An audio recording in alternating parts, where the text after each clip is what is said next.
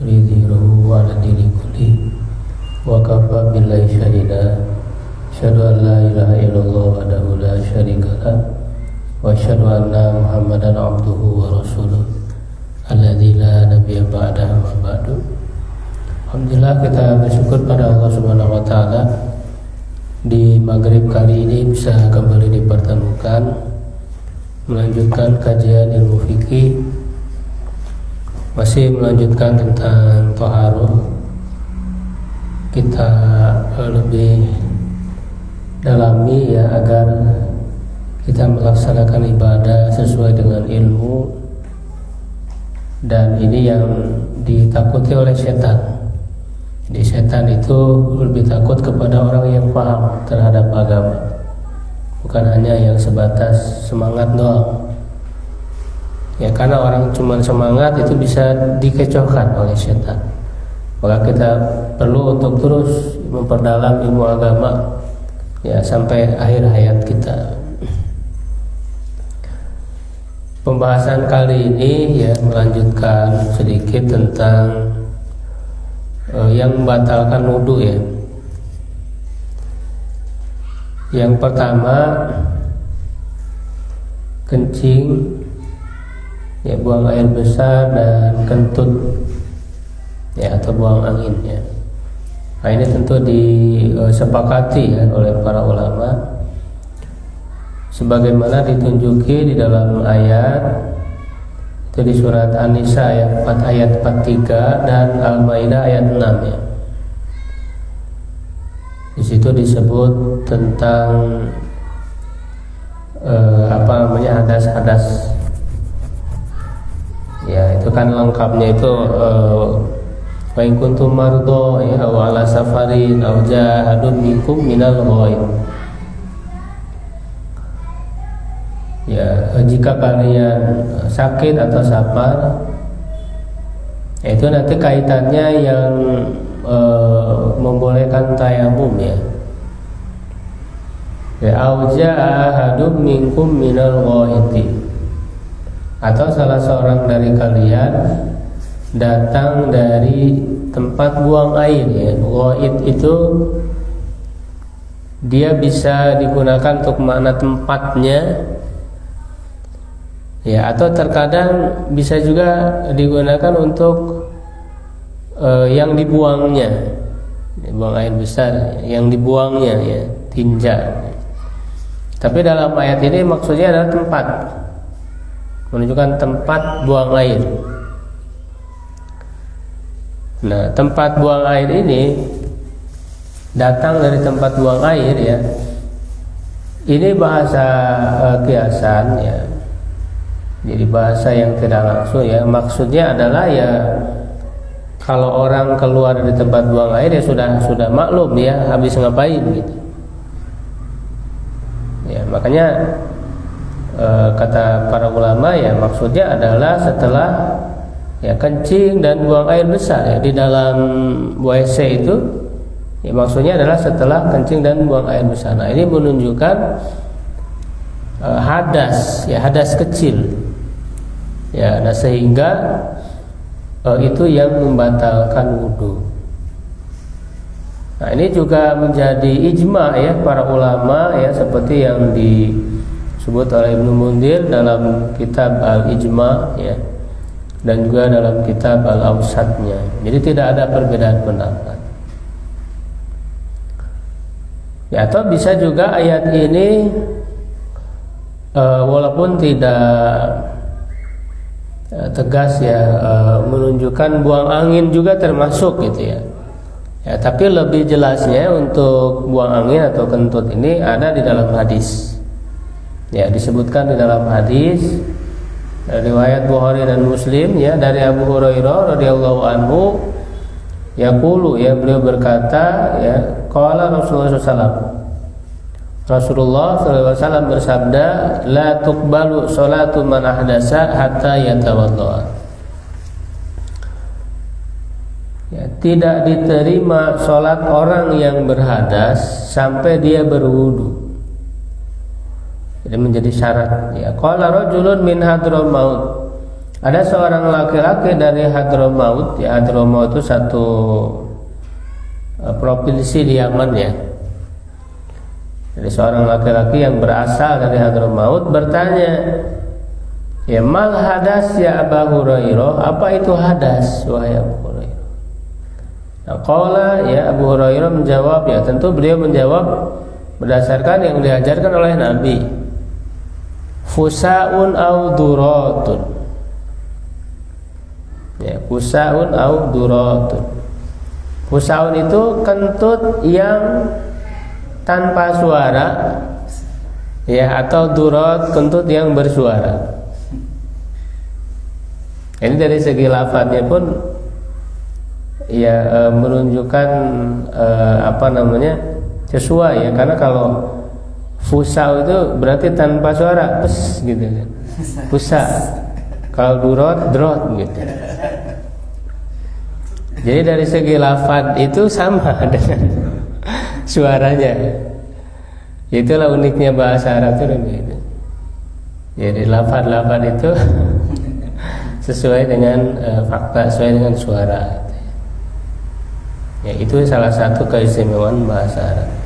Nah, jadi dalam hadis ini Abu Hurairah menyebut salah satu saja di antara hadas, ya, hadas kecil yang membatalkan wudu, yaitu adalah kentut.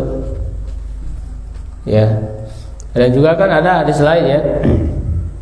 Di sini di makalah tidak saya tuliskan, yaitu ada seseorang yang bertanya kepada di rakaat terakhir itu, ya di tasyahud akhir dia ragu-ragu, ya jadi di dalam pikirannya itu dibayang-bayangi seakan-akan dia itu batal keluar angin.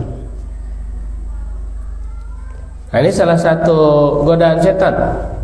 Jadi setan itu menggoda orang, ya, seakan-akan dia batal, agar orang itu kemudian membatalkan sholatnya. Nah, itu yang diinginkan oleh setan, agar orang itu keluar dari sholat. Ya, nah maka apa kata Rasulullah? Ya la yansharif, janganlah ya orang itu beranjak, artinya membatalkan sholat, hatta yasma sautan au yajidariha. Ya, sampai dia mendengar suara, ya, jadi suaranya kedengaran, atau mendapatkan anginnya, menghirup aromanya. Ya, karena kalau hanya ragu-ragu anggapan, ya itu kan tidak jelas, belum jelas, ya belum menjadi sesuatu yang meyakinkan. Jadi ukurannya adalah harus yakin. Makanya dari hadis ini diambil kaidah oleh para ulama itu, bahkan menjadi kaidah besar dalam syariat, dalam fikih, yaitu al-yakin la yuzalu bisyaki. Sesuatu yang yakin itu tidak bisa dihilangkan dengan sesuatu yang ragu-ragu. Jadi ukurannya harus yakin. Jadi kalau hanya sebatas hayalan, anggapan, ya itu tidak usah dianggap. Ya kan, abaikan saja. Sampai ya ada ya tanda-tanda yang meyakinkan. Itu makanya Rasul memberikan tanda yang meyakinkan. Ya kalau orang kentut, ya maka kemungkinannya apakah suaranya terdengar, ya, ataukah aromanya tercium. Itu bakal ketahui. Jadi ukurannya jelas, sesuatu yang jelas patokannya. Nah, itu juga menunjukkan bahwa kentut itu membatalkan wudu. Ya kan, jelas ya di hadis itu. Nah, ini disepakati ya insyaallah. Nah, berikutnya ya itu yang kedua ya. Atau sebenarnya yang tiga, cuman tadi yang pertama kan digabung. Ya, nah kemudian yang berikutnya ya, yang termasuk hadas juga. Makanya kan tadi kalau ada orang misalnya dia sudah wudu, ragu-ragu apakah betul apakah batal atau tidak, maka yang dianggapnya apa? Wudunya, karena wudunya kan yakin. Dia yakin sudah wudu, cuman ragu-ragu apakah batal atau tidak. Maka yang dianggapnya adalah yang yakin, yaitu dia sudah berwudu. Dia yakin sudah wudu, cuman ragu-ragu batal atau tidak. Ya berarti dia dianggapnya ya tidak batal gitu. Berbeda dengan orang itu ragu-ragu apakah sudah wudu atau belum. Ya secara asal dia belum berwudu kan, tapi dia ragu tadi udah wudu atau belum. Nah maka dianggap dia belum berwudu gitu, karena wudunya itu ragu-ragu. Nah jadi yang diambil itu yang yakinnya sesuai dengan kaidah tadi. Itu al yakin la yuzalu atau la yazulu bisyak. Begitu ya. Nah berikutnya keluar mazi dan wadi. Nah mazi dan wadi ini sudah pernah dibahas dalam pembahasan najis, karena dia kan termasuk najis ya. Mazi itu cairan bening ya, yang tidak terlalu kental ya, yang keluar di permulaan syahwat ya, di permulaan syahwat, baik itu ya ketika akan berhubungan di awal-awalnya ya, di permulaan syahwat, baik, atau juga dengan membayangkan dan sebagainya. Jadi bukan air mani dia, mazi. Nah, mazi ini najis sekaligus membatalkan wudu. Ya, makanya Rasul ketika ditanya ya oleh seorang sahabat, ini Mikdad, yang disuruh oleh Ali untuk menanyakan kepada Nabi tentang orang yang sering keluar mazi. Ali bin Abi Thalib ini kan beliau sering keluar mazi, tapi malu ya menanyakan kepada Rasul, karena beliau menantunya Rasul, ya suami dari Fatimah. Menyuruh sahabat yang lain untuk bertanya. Nah lalu apa jawaban Nabi? Tawaddo wagsil zakaraka, berwudulah. Nah, artinya perintah Rasul berwudulah ya, keluar mazi menunjukkan membatalkan wudu ya, dan cuci kemaluanmu. Nah ini juga menunjukkan mazi itu najis, harus dicuci ya, dan kalau terkena celana ya harus diganti. Begitu juga wadi. Nah wadi mah berwarna putih, agak cair ya, berwarna putih ya. Nah ini keluar ketika setelah kencing, biasanya setelah kencing lalu diikuti dengan air wadi ya, mungkin karena suatu penyakit atau apa gitu ya, atau bisa juga keluar ketika orang memikul beban berat. Nah ketika keluar air wadi ini juga sama ya, sebagaimana yang dikatakan oleh Ibnu Abbas ya, al-mani wal wadiyu wal madhiyu ya, mani, wadi dan mazi. Nah adapun mani yaitu yang mewajibkan mandi. Nah sedangkan wadi dan madi ya, dia mengatakan cucilah kemaluanmu dan berwudulah ya untuk sholat. Jadi ada perintah berwudu ketika keluar wadi, itu menunjukkan dia membatalkan ya, dan ini juga disepakati ya oleh para ulama. Nah, kemudian yang ketiga yang membatalkan wudu adalah setiap yang mewajibkan mandi. Di setiap yang mewajibkan mandi ya secara otomatis juga membatalkan wudu. Apa saja, yaitu keluar mani ya, berhubungan suami istri ya, dan haid dan nifas, keluar darah haid dan nifas. Ini kan semua mewajibkan mandi kan, hadas besar ya. Ya, karena adanya hadas besar ya secara otomatis dapat membatalkan apa yang dibatalkan oleh hadas kecil. Ya, kalau hadas kecil itu bisa membatalkan wudu, ya, maka apalagi hadas besar. Karena hadas besar itu tidak hanya wajib wudu, tapi harus mandi. Ya kan, merupakan toharo dari hadas besar. Gitu ya. Jadi nanti akan dibahas secara khusus ya tentang masalah mandi ya. Jadi keluar mani ya, berhubungan suami istri, dan haid dan nifas ya. Tentu kalau haid dan nifas ketika setelah selesai ya baru wajib mandi. Nah, kemudian yang keempat, nah ini juga yang termasuk membatalkan ya, yang lebih kuat ya insyaallah, yaitu tidur pulas yang tidak ada lagi kesadaran.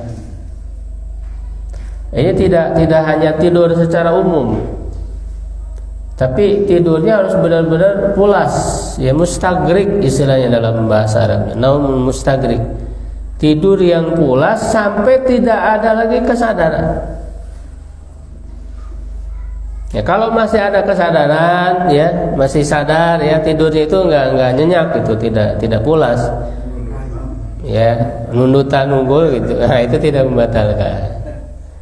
Nah itu berdasarkan hadis dari Sofwan bin Assal ya, ini diriwayatkan di dalam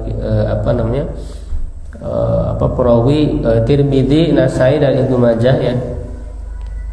Sofwan bin Assal berkata, karena Rasulullah SAW ya, keadaan Rasulullah SAW ya'muruna idza kunna safaron, memerintahkan kami apabila kami sedang safar, alla nanzi'a khifafana ya, agar tidak melepas khuf kami. Khuf itu sepatu yang menutupi sampai mata kaki. Jadi anggota wudu ya sampai mata kaki tertutup, itu namanya khuf. Makanya kan ada keringanan ya untuk mengusap ya di atas khuf ketika kesulitan, tidak dicuci gitu ya. Tapi pada saat sholatnya nggak dibuka. Kalau sholatnya dibuka ya percuma. Itu sudah pernah disinggung ya. Nah, salah satu ayamin walayaliyahunna, 3 hari 3 malam. Ya, maksudnya untuk yang safar. Jadi yang safar itu 3 hari 3 malam sepatu nggak dibuka-buka. Ketika wudhu pun hanya diusap di atasnya. Nah itu boleh melaksanakan sholat sampai 3 hari. Kalau udah 3 hari itu harus dibuka, harus wudhu. Tapi kan syaratnya ketika memasukkan sepatu itu sudah bersuci, sudah wudhu dulu ya, sudah bersuci ya, baik suci dari hadas kecil atau hadas besar. Lalu batal, nah baru kemudian yang berikutnya wudhu dan mengusap di atas khuf. Nah, illa min janabah, kecuali karena junub, walakin min ghaitin wa baulin wa naumin. Nah, di sini nanti akan menjadi dalil ya. Ya, tetapi ya hal itu boleh kalau hanya karena buang air besar, kencing dan tidur.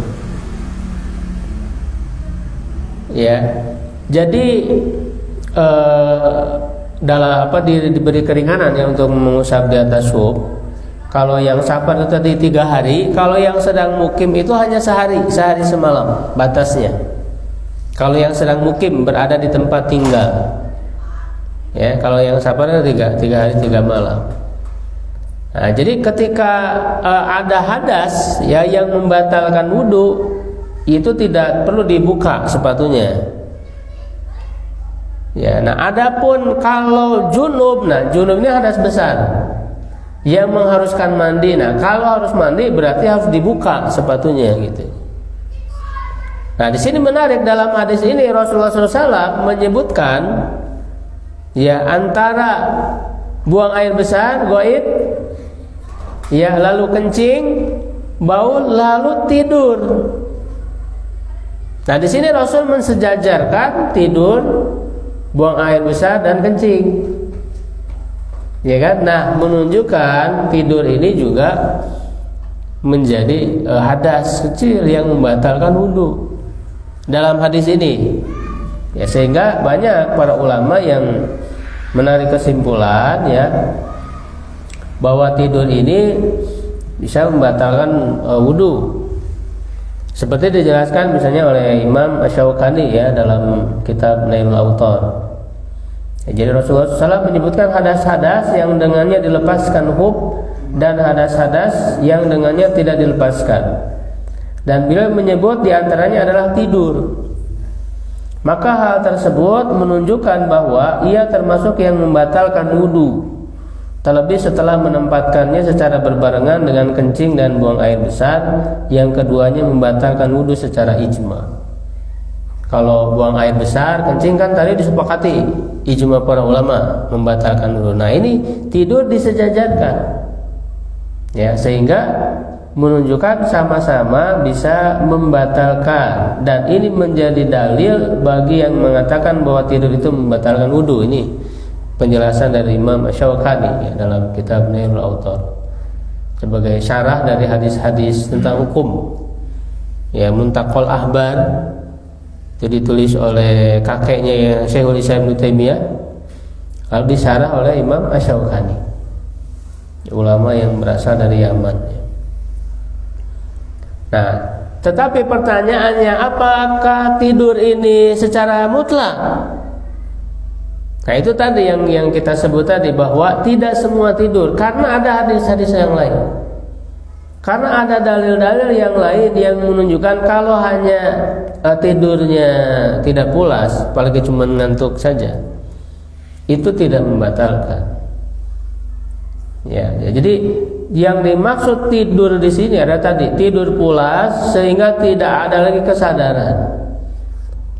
Kenapa? Karena hakikatnya sebenarnya bukan tidurnya yang menjadi hadas itu. Nah, ini juga dipahami oleh para ulama, bukan sebatas tidurnya, ya, melainkan ya tidur itu sangat mungkin untuk keluar hadas. Jadi yang hadas itu sebetulnya kentutnya terutama ya. Terutama kentut kan, keluar angin. Ya kalau kencing itu makanya nggak mungkin ya. Ya bisa aja sih ngompol ya, cuman kan kelihatan gitu. Kalau keluar angin kan nggak kelihatan bekasnya. Ya kan? Ya, jadi tidur itu sangat berkemungkinan keluar hadas ya, atau disebut mazinatul hadas. Ya, yaitu, nah, kapan itu sangat mungkin? Pada saat tidak lagi ada kesadaran. Kalau orang masih sadar itu masih ngeh gitu, masih sadar dia kentut atau enggaknya. Ya kan? Ada orang di sekitarnya ngobrol, ngomong, dia masih dengar kan gitu, masih ada kedengaran. Itu berarti tidak pulas tidurnya. Ya, sehingga kalau yang tidak pulas tidak membatalkan karena masih ada kesadaran. Nah, adapun yang pulas sampai nggak ada lagi kesadaran, nah inilah yang dimaksud dengan hadis tadi. Nah, karena ada hadis lain ya, yaitu dari Anas bin Malik. Beliau mengatakan ya, kana ashabu Rasulullah SAW yantadiruna al-isya al-akhirah hatta tahfiqa ru'usuhum summa yusallun wa la yatawaddaun. Ya, para sahabat Rasulullah SAW itu mereka menunggu ya akhir sholat isya. Jadi sholat isyanya agak dihadirkan oleh Nabi ya, agak malam ya. Ya hatta tafiqorusum, sampai kepala mereka memanggut-manggut, nundutan, ngantuk. Nunggu sholat isya sampai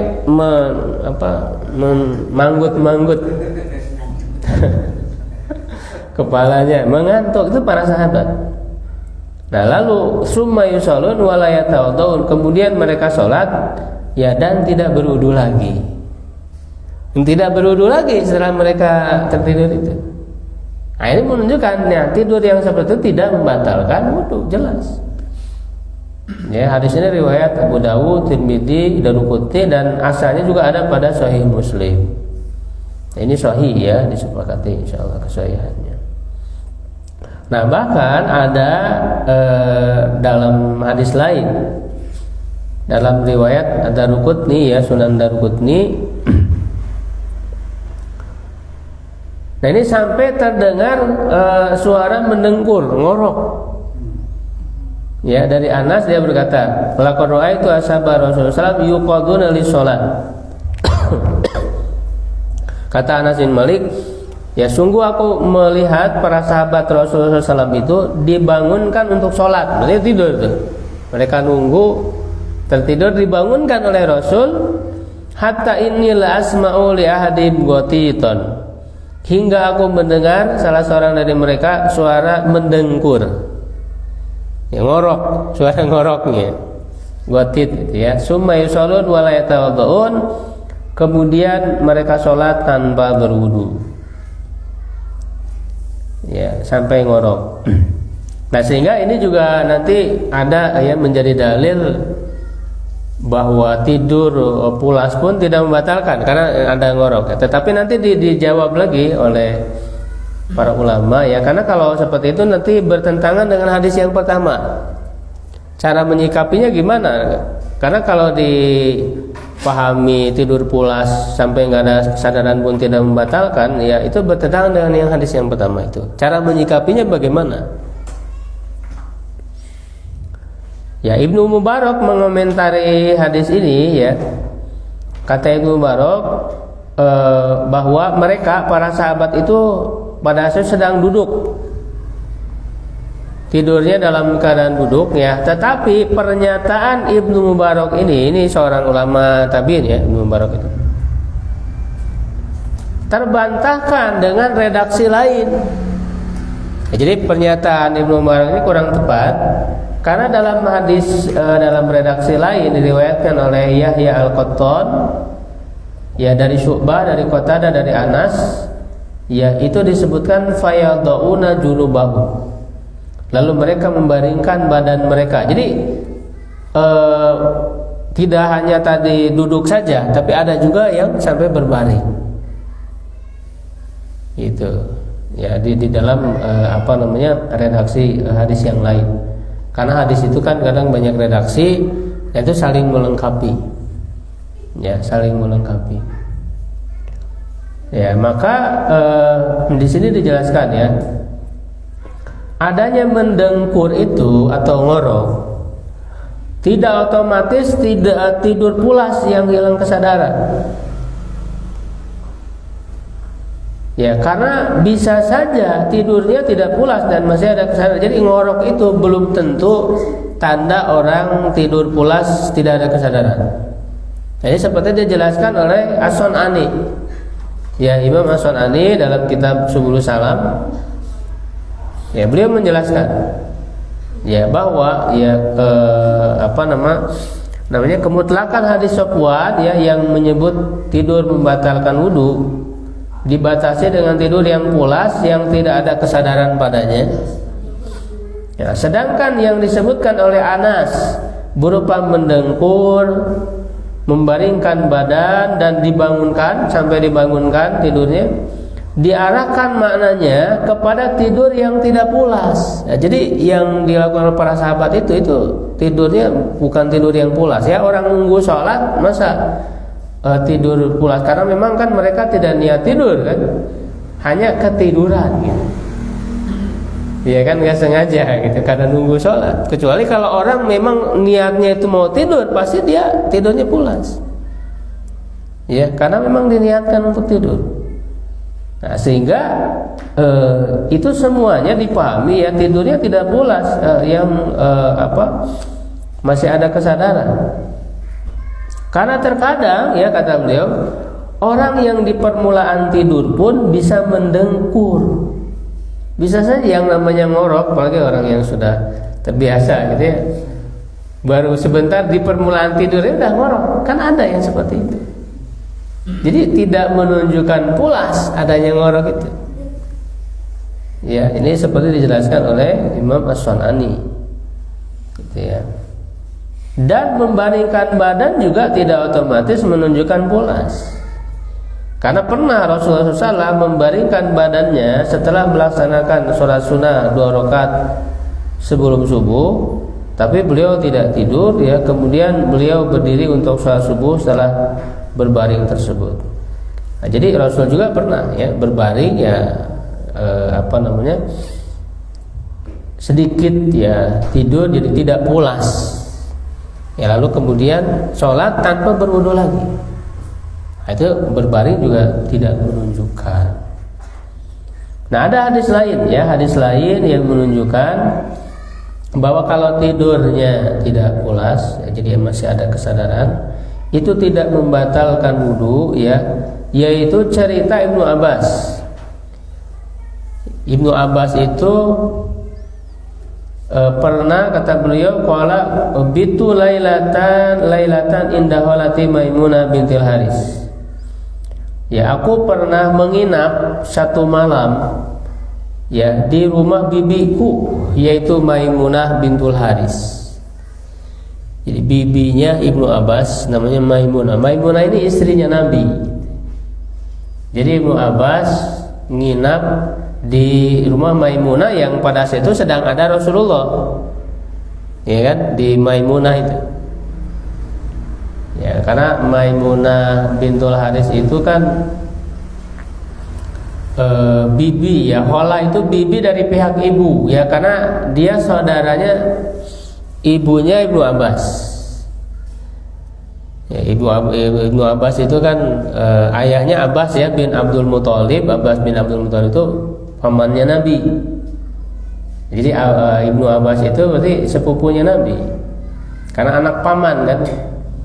Nah, istri dari Abbas bin Abdul Muthalib itu Ummu Fadl namanya, Ummu Fadl bintul Haris, ya kan.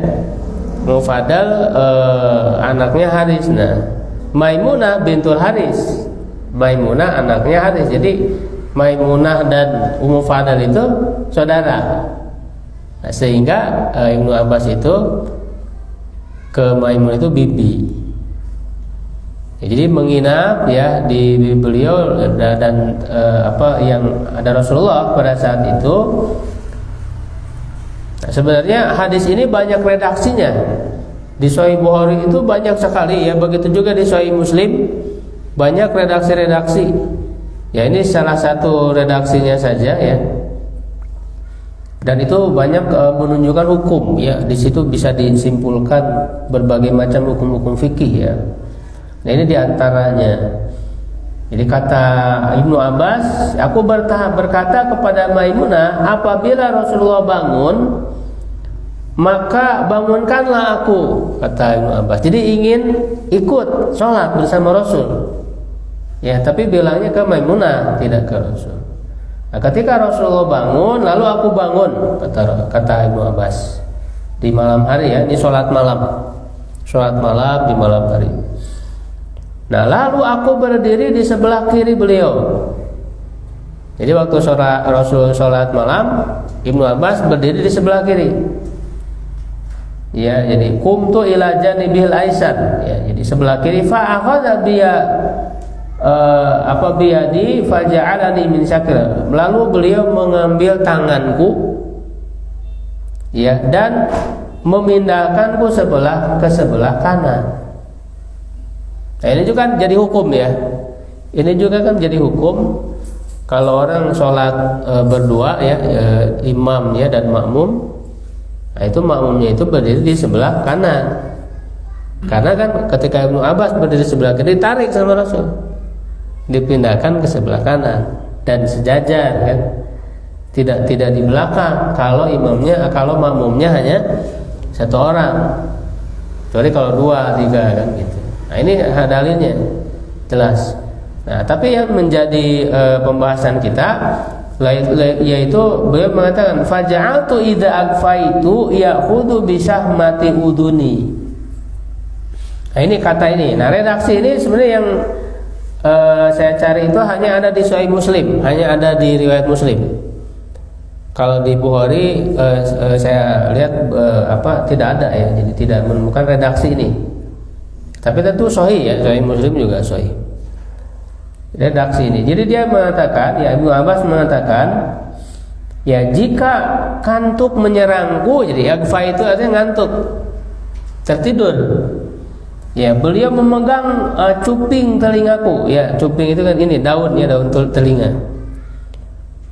Ya, beliau memegang daun telingaku ya. Nah, pada saat malam itu Rasul sholat 11 rakaat. Fasholat ihda asyarata rakaatan. Ya, beliau sholat 11 rakaat. Sesudah itu beliau berbaring hingga saya mendengar embusan nafasnya saat beliau tidur. Ketika waktu fajar tiba, beliau mengerjakan sholat 2 rakaat ringan. Maksudnya 2 rakaat sebelum subuh. Nah, ini banyak hukum fikih sebetulnya di sini. Nah, jadi yang dijadikan dalil itu ketika aku tertidur. Jadi waktu sholat Ibnu Abbas itu ketiduran karena ngantuk, lalu oleh Rasul dipegang ya ininya supaya tidak ngantuk. Tapi Rasul tidak menyuruh untuk berwudu gitu. Tidak mengatakan bahwa sholatnya batal. Jadi kalau cuma tertidur sebentar gitu ya, ngantuk ketiduran, sholat malam ya, atau biasanya kan sholat subuh gitu anak-anak gitu kan ngantuk. Nah, jadi ini menunjukkan tidak batal sholatnya. Hanya mungkin kan kalau orang tertidur kan artinya ada yang terlewat kan gitu ya. Ada bacaan atau apa yang terlewat ya, selama itu tidak wajib yang terlewatnya ya dia masih sah sholatnya. Ya tentu berkurang kehusuannya, kan sholatnya harus khusyuk gitu ya. Jadi kadang lagi sholat ngantuk gitu ya. Nah, jadi di sini menunjukkan tidak membatalkan sholat, jadi meneruskan sholatnya sampai akhir. Nah, kalau tidak membatalkan sholat ya otomatis tidak membatalkan wudhu gitu, karena sholatnya harus wudhu. Jadi tidak membatalkan wudhu tertidur sedikit ya Ibnu Abbas itu waktu sholat.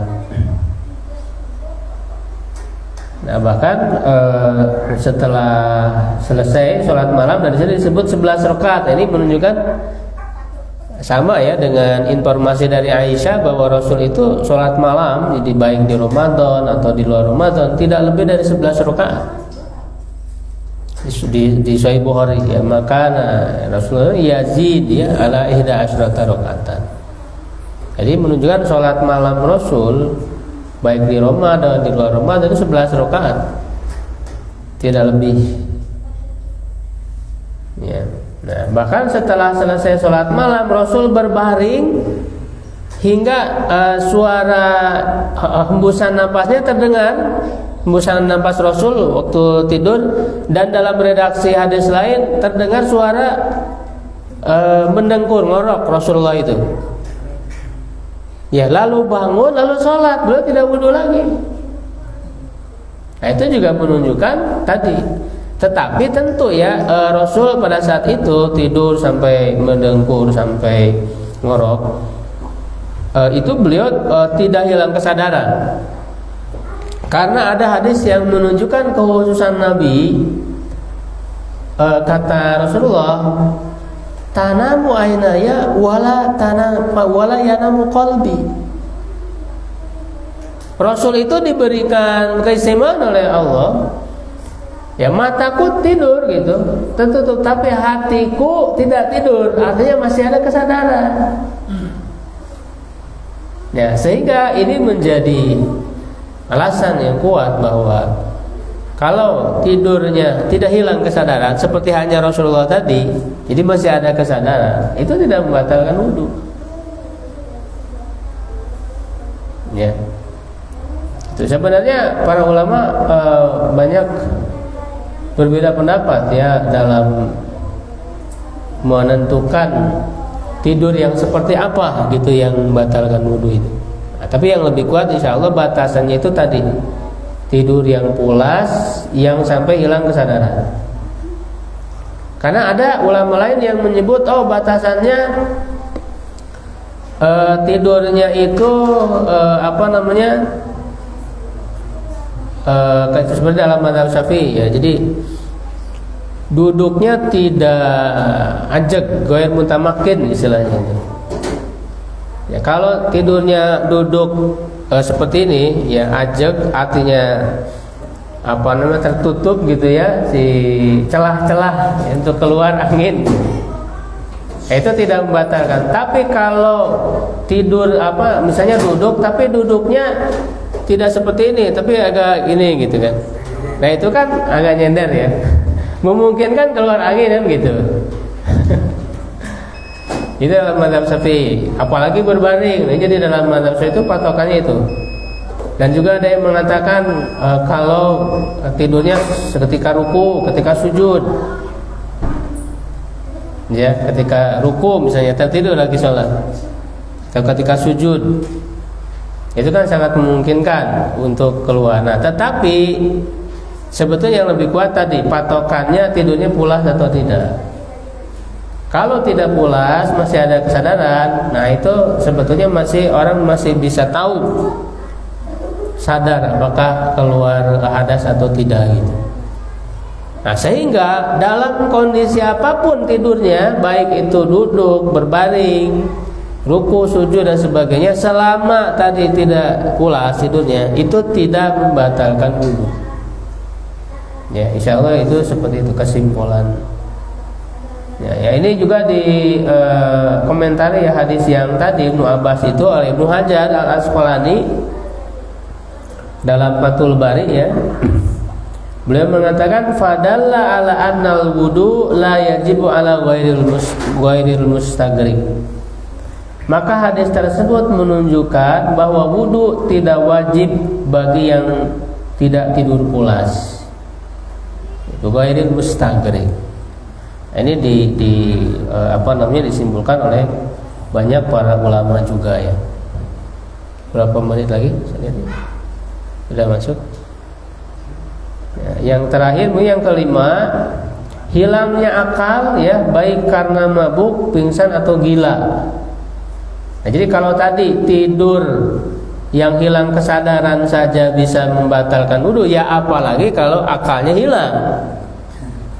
Kalau tidurnya hanya sebentar kan, bahkan tidak lama lagi akan sadar ketika bangun. Tapi kalau orang hilang akal, itu kan bisa cukup lama dan lebih berat gitu, hilang kesadarannya. Ya kan, baik karena mabuk. Ya tentu kalau mabuknya sengaja ya haram ya. Tapi bisa aja kan orang mabuk nggak sengaja gitu, nggak tahu. Nah, itu bisa membatalkan wudu karena sangat memungkinkan itu keluar hadas ketika tidak sadar, atau hilang akalnya karena sakit, pingsan, sakit berat ya sampai pingsan, hilang kesadaran, atau karena gila ya, orang gila otomatis batal wudunya dan juga tidak diberi takrib lagi, tidak ada kewajiban ya, kecuali kemudian dia sadar atau sembuh. Ya, sampai situ dulu ya, nanti bisa dilanjutkan dengan tanya jawab. Assalamualaikum warahmatullahi wabarakatuh.